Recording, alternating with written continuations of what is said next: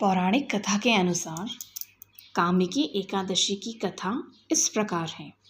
एक समय की बात है जब भगवान कृष्ण ने युधिष्ठिर को एकादशी व्रत के महत्व के बारे में बताया। उन्होंने कहा, युधिष्ठिर, एकादशी का व्रत करने से व्यक्ति के सभी पाप नष्ट हो जाते हैं और उसे मोक्ष की प्राप्ति होती है। युधिष्ठिर ने कहा, हे भगवान, एकादशी का व्रत कैसे करना चाहिए और इसका क्या महत्व है? भगवान कृष्ण ने कहा, एकादशी के दिन व्यक्ति को उपवास करना चाहिए और भगवान विष्णु की पूजा करनी चाहिए। इस व्रत को करने से व्यक्ति के सभी पाप नष्ट हो जाते हैं और उसे सुख और समृद्धि की प्राप्ति होती है। फिर भगवान कृष्ण ने कामिकी एकादशी की कथा सुनाई। प्राचीन समय की बात है।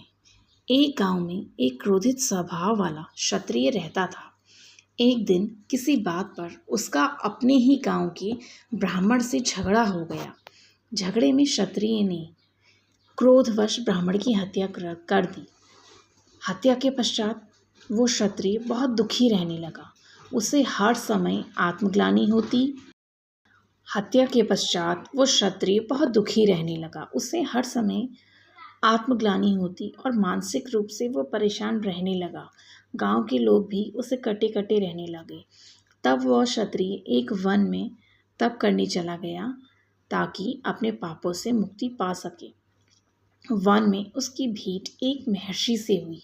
महर्षि ने उसे श्रावण कृष्ण पक्ष की कामिका एकादशी का व्रत रखने की सलाह दी। उन्होंने कहा, हे वत्स, यदि तुम सच्चे मन से कामिका एकादशी का व्रत करोगे और भगवान विष्णु का पूजन करोगे तो तुम्हारे सारे पाप कट जाएंगे और तुम्हें मोक्ष की प्राप्ति होगी। उस क्षत्रिय ने विधि पूर्वक कामिका एकादशी का व्रत किया, रात्रि जागरण किया और भगवान श्री हरि विष्णु की पूजा अर्चना की। व्रत के प्रभाव से उसके सारे पाप नष्ट हो गए और अंत में उसे वैकुंठ लोक की प्राप्ति हुई।